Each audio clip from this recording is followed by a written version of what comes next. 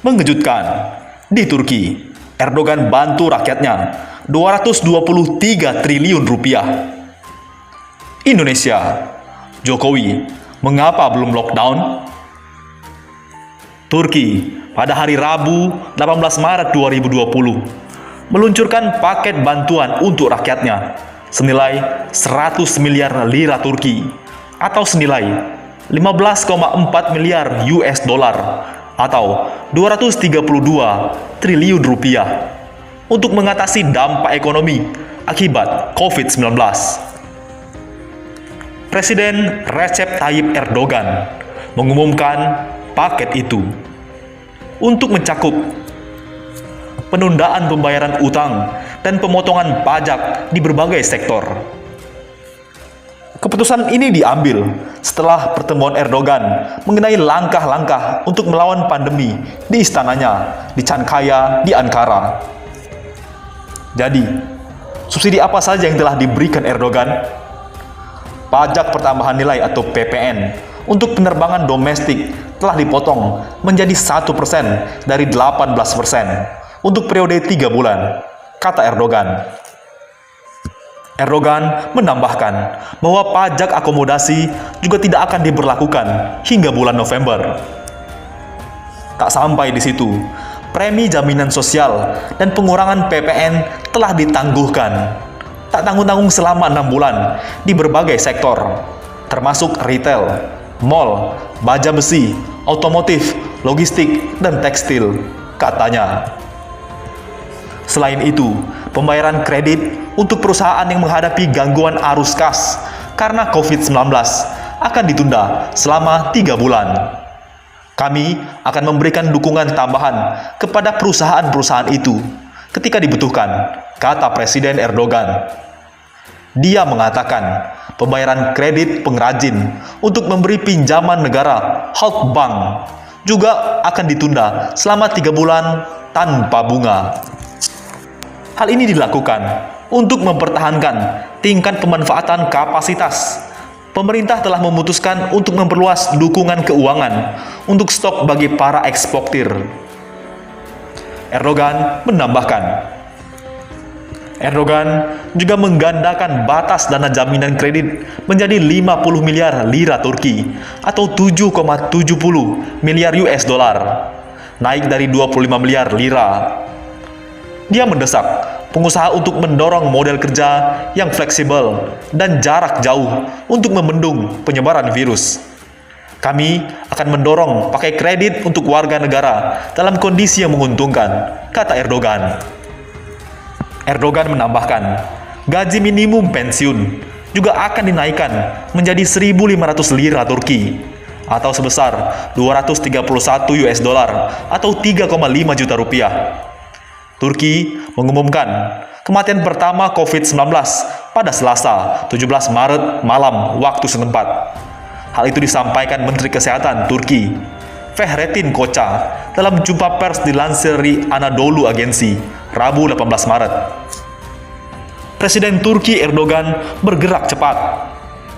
Selain mengamankan rakyatnya, Erdogan juga berusaha menjaga kestabilan ekonomi di negaranya. Bagaimana dengan Jokowi? Mengapa Jokowi belum melakukan lockdown? Pemerintah pusat sampai saat ini memutuskan tidak akan melakukan lockdown. Berpikir ke arah itu pun tidak, kata Presiden Jokowi. Namun, melihat eskalasi penyebaran COVID-19, cepat atau lambat, langkah semacam itu mau tidak mau, suka tidak suka, berani tidak berani, harus diambil. Setidaknya di Jakarta. Apakah namanya pembatasan pergerakan, penutupan perbatasan, sampai pembatasan pergerakan secara total? Pokoknya harus ada langkah konkret membatasi pergerakan manusia agar tidak terjadi penularan virus corona. Gubernur DKI Anies Baswedan sudah menyatakan akan mengambil langkah agresif perang terhadap corona. Mengapa Jokowi kekeh dengan sikapnya? Padahal korban mulai berjatuhan. Sampai saat ini, data resmi yang positif 309 orang dan meninggal dunia 25 orang. Persentase kematian di Indonesia menjadi tertinggi di dunia, yaitu 8%. Para tenaga medis sudah secara terbuka menyatakan tidak akan sanggup menangani bila sampai terjadi ledakan jumlah korban yang terpapar virus. Sikap gamang Jokowi ini urusannya tak jauh-jauh dari power struggle, perjuangan mempertahankan kekuasaan. Ada kekhawatiran yang sangat besar di internal Jokowi. Krisis ini akan berdampak pada krisis konstitusi. Jokowi harus benar-benar menimbang dan berhati-hati. Kalau salah langkah, yang terjadi bukan hanya lockdown, tapi malah step down, turun dari jabatan. Pertimbangan utamanya pada aspek ekonomi dan sosial yang akan berdampak serius pada aspek politik. Secara ekonomi, dampak dari lockdown sangat serius. Dalam negara yang secara resmi ekonomi normal dan sehat-sehat saja, virus corona bikin babak belur. Apalagi dengan perekonomian Indonesia yang fundamentalnya rapuh. Katakanlah, hanya dilakukan lockdown di Jakarta, namun dampaknya terhadap perekonomian nasional tetap sangat akan serius. Ketika bicara Jakarta, berarti juga bicara daerah-daerah sekitarnya yang sering disebut sebagai megapolitan Jabodetabek, kawasan Bogor, Depok, Bekasi, dan Tangerang sebagian akan terdampak secara langsung. Porsi Jakarta terhadap perekonomian nasional sebesar 75%. Peredaran uang terbesar juga wilayah ini.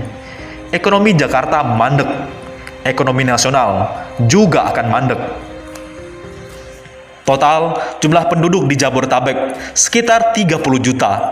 Pemerintah harus memastikan ketersediaan stok pangan selama lockdown berlangsung 1 bulan, 2 bulan, atau bahkan 3 bulan. Tidak cukup hanya ketersediaan stok pangan. Persoalan berikutnya, bagaimana bahan pangan itu bisa terdistribusi dengan baik dan sampai secara merata kepada yang membutuhkan. Belajar dari pengalaman sebelumnya, ketika terjadi krisis, selalu ada kelompok-kelompok maupun perorangan yang mencoba mengambil keuntungan. Yang harus benar-benar dipikirkan, puncak penyebaran corona diprediksi akan terjadi pada awal bulan Ramadan, saat kebutuhan pasok pangan meningkat tinggi. Bagaimana dengan nasib para pekerja sektor informal? Tukang ojek, buruh, pedagang kecil, supir angkot, dan lain-lain. Mereka hanya bisa makan kalau mereka bekerja. Bekerja hari ini untuk makan hari ini. Pemerintah harus menyiapkan semacam bantuan langsung tunai yang jumlahnya tidak sedikit. Jelas, itu akan sangat membebani anggaran pemerintah yang saat ini mengalami defisit cukup parah dan utang negara yang kian menggunung.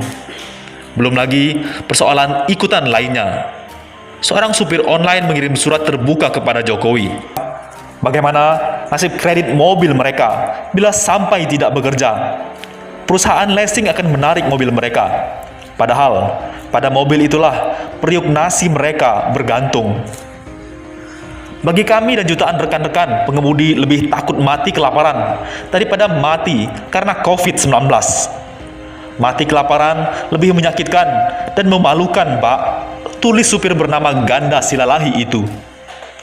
Berbagai persoalan ekonomi, terutama menyangkut nasib perut rakyat kecil itu, bila tidak bisa diselesaikan dengan baik, akan berdampak sosial serius. Kejahatan meningkat, konflik horizontal, dan tidak menutup kemungkinan terjadi kerusuhan sosial. Perut lapar tak bisa menunggu. Perut lapar tak bisa kompromi. Perpaduan antara ekonomi negara yang kolaps, ketidakpuasan publik, dan munculnya kerusuhan sosial bisa berdampak serius secara politik. Ujung-ujungnya adalah tuntutan mundur Jokowi. Hal itu benar-benar harus dihindari. Karena itulah, para buzzer pemerintah kompak menyerang siapapun yang menyuarakan pentingnya lockdown, termasuk ketika ada pendukung Jokowi yang menyuarakan lockdown. Langsung hajar tanpa ampun. Kalkulasi ekonomi, sosial, dan politik itulah yang membuat Jokowi seperti mengulur waktu, melakukan conditioning sambil berharap pada nasib baik. Siapa tahu, karena Tuhan sayang kepada bangsa Indonesia, tiba-tiba penyebaran virus corona berhenti dengan sendirinya. Coba perhatikan di media sosial, para diehard Jokower di seluruh dunia bersatu, dalam dan luar negeri, padu mencari kambing hitam.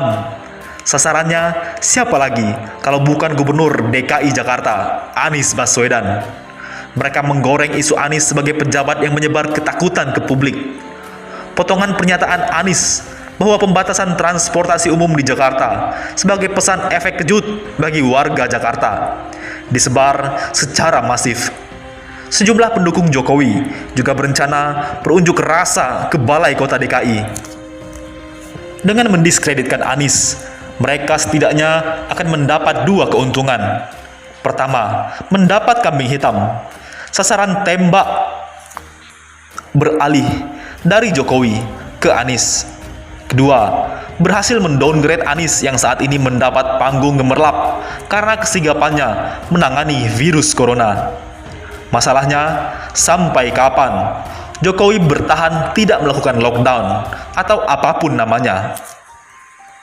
Jika terjadi ledakan jumlah yang positif corona, tanda-tanda dan kalkulasinya sudah sangat jelas.